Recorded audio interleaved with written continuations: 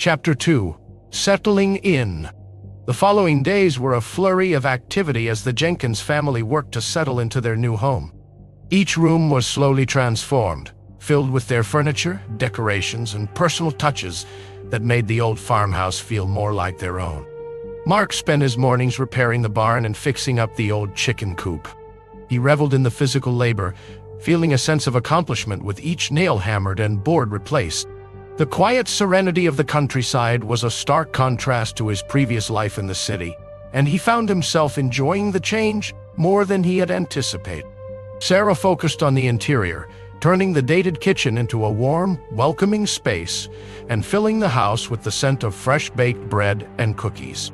She had always dreamed of living in a place where she could indulge her passion for cooking and gardening, and this farm seemed like the perfect canvas for her dreams. Emma, though initially resistant, began to explore the property with a sense of growing curiosity.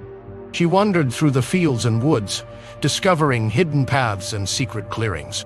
Despite her initial misgivings, she found herself drawn to the natural beauty surrounding them.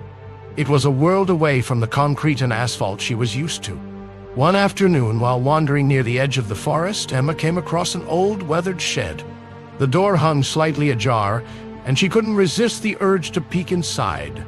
The interior was cluttered with rusted tools and old farming equipment, but what caught her eye was a series of strange symbols carved into one of the wooden beams. They looked like ancient runes, weathered and worn, their meaning a mystery.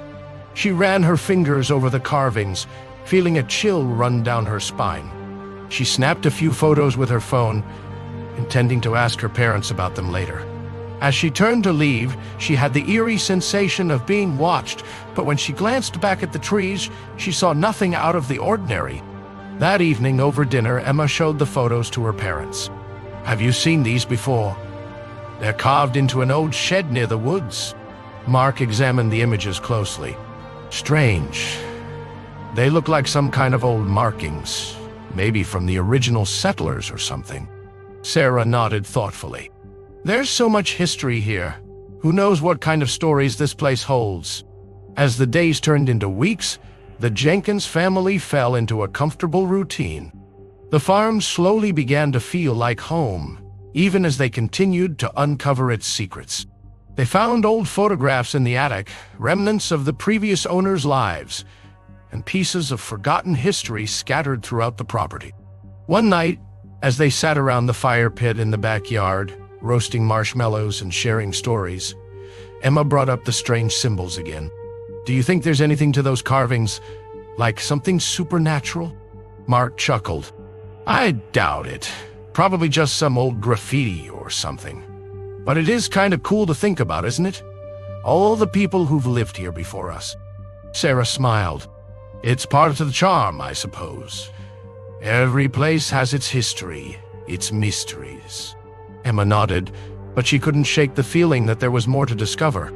As the fire crackled and the stars twinkled overhead, the family felt a sense of peace and contentment, unaware of the unseen eyes that continued to watch from the shadow.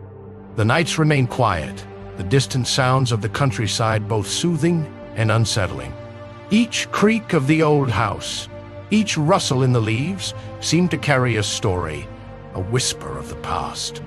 And while the Jenkins family continued to embrace their new life, the land they had claimed as their own held secrets yet to be revealed.